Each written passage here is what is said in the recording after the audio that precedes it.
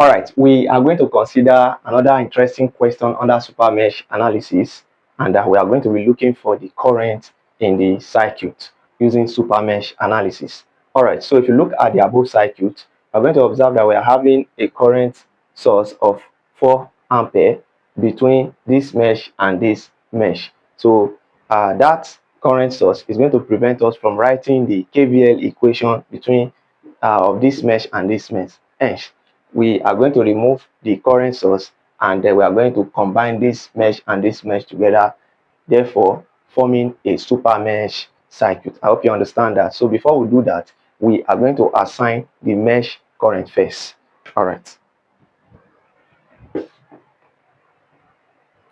so let's assign the mesh current. Let's withdraw this. I like my work to be very neat.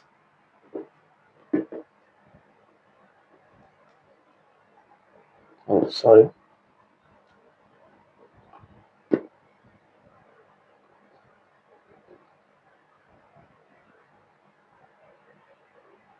All right.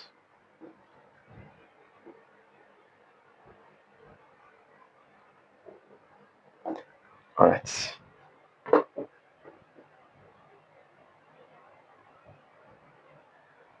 All right. So this is I1. Are taking a clockwise direction. This is I2. This is I3.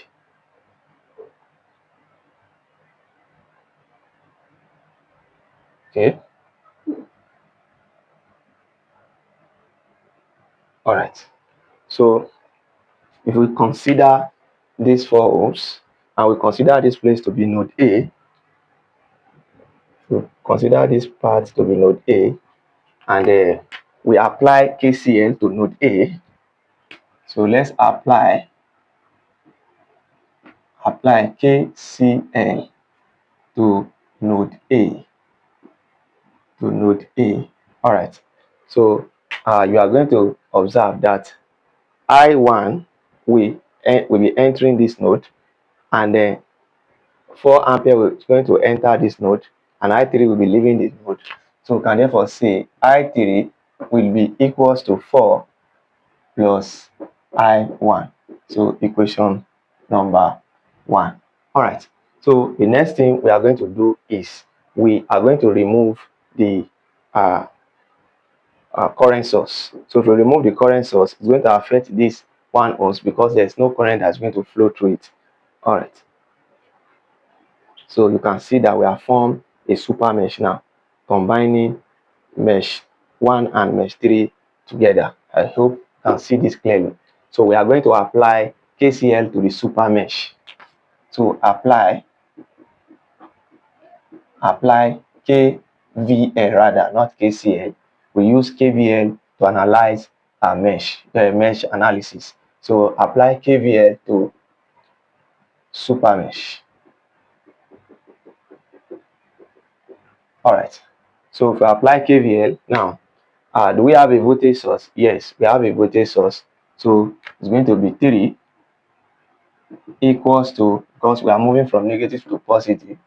All right. So 3 equals to, and you are going to see that we have 1 ohms between this 3 and what 2. So it's going to be 1 into I3 minus I2. All right. And then we have 2 because this is the super mesh here. You can see it like this. All right. So we have 2. So it's going to be plus 2 into what? Into I1, and because it is between I1 and what? And I2. So it's going to be I1 minus I2. All right. So we also have what? We now have 1, and the current flowing through that part is what?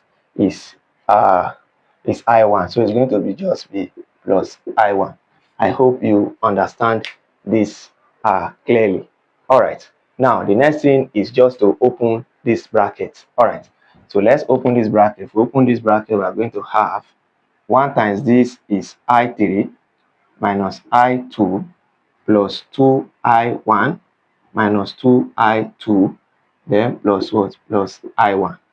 All right, so 3 will be equals to this plus this, that is 3I1. All right, this plus this is minus 3I2. Okay, and then we are going to have plus I3. So this is equation number 2. All right, so now the next thing is to apply KVL to this mesh 2. So apply KVL to mesh 2. All right, so we are going to apply KVL to mesh 2. All right, so if we do that, do we have a voltage source here? No. So it means the voltage here is going to be 0. So which will be equals to, now sum of the resistor here, that is 2. So we have 2, and it's between I2 and I1. So it's going to be I2 minus I1, and plus what? Plus 1 into what? I2 minus I3 plus what? Plus this 3 ohms here. This 3 ohms, I2 will flow through it. That is 3I2. I hope you understand this concept as well. All right. Now, the next thing we are also going to do is just to open this bracket. All right.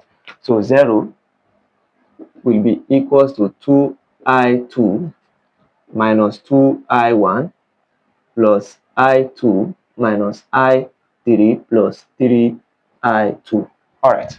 So if we collect like terms, 0 will be equals to minus 2I1. Okay. And then I2, we are having 2 plus 1 plus 3. 2 plus 1 is 3. 3 plus 3 is 6. 6I2 minus what? Minus I3. All right. So this is going to be equation number 3.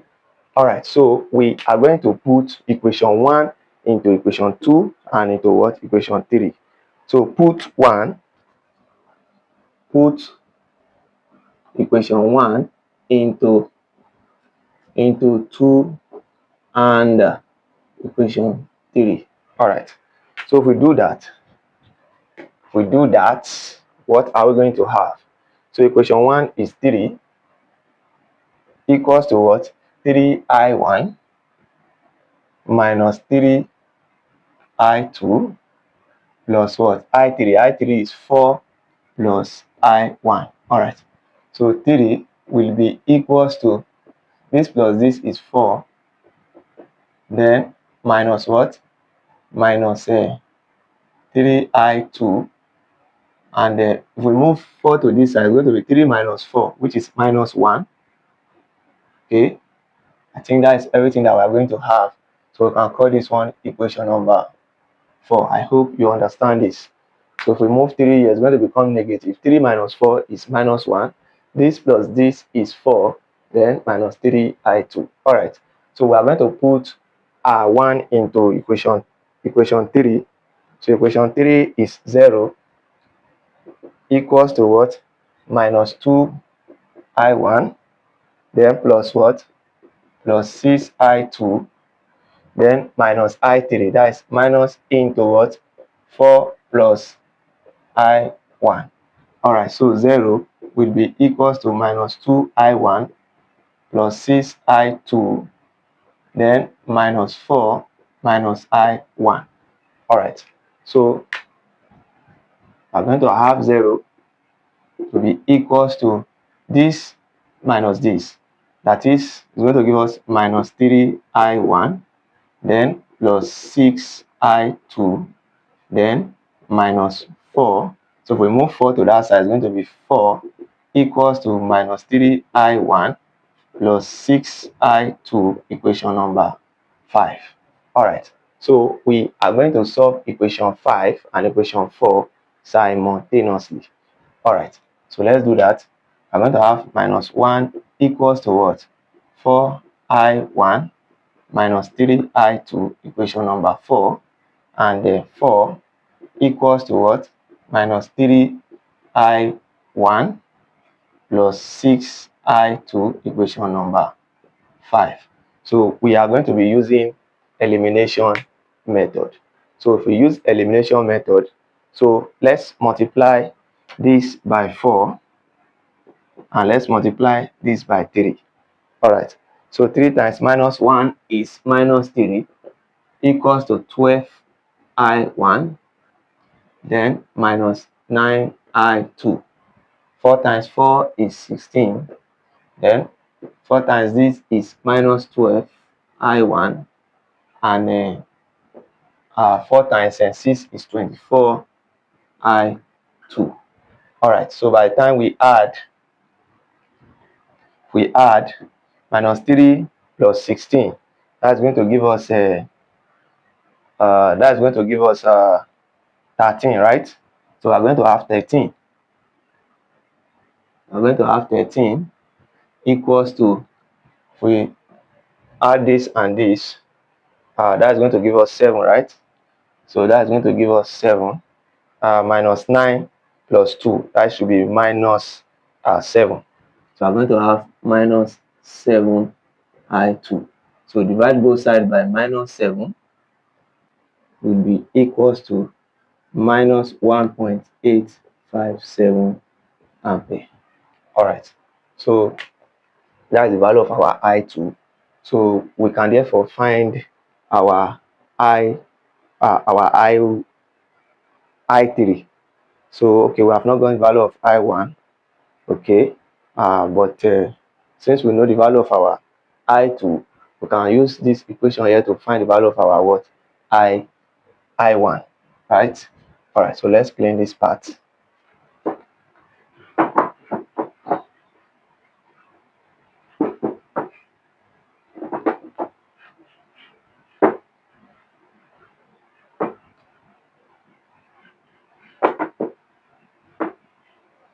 All right, so let's substitute for equation 4. So we have minus 1 equals to 4i1 minus 3 into I2, that is minus 1.857.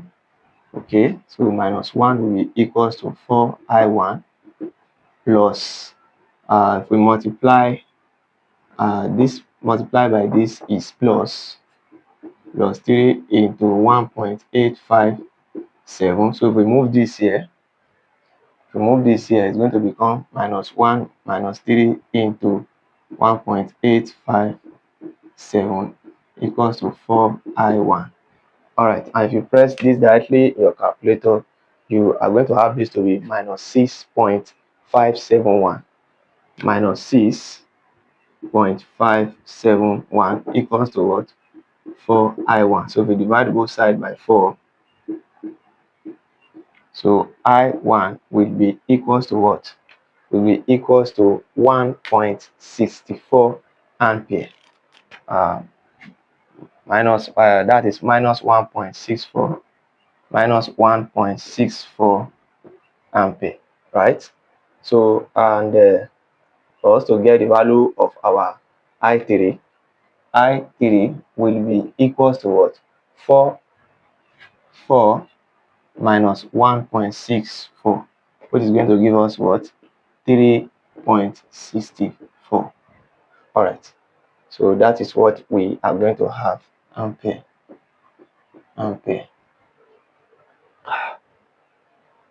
All right, so we have gotten I1, I2, and what? I3. So this is how to go about the above question. I hope the question is well simplified and well understood. Please, if today is your first time of coming across our content, do well to give this video a thumbs up. Kindly share with your friends who might be in need of this. And mind you, don't forget we have a well-structured material on circuit analysis that contains of numerous topics, step by step, and solutions to numerous problems. You can reach out, check the description of this channel. You have access to our WhatsApp and our email, and DM us on any of these, and we are going to reach out to you.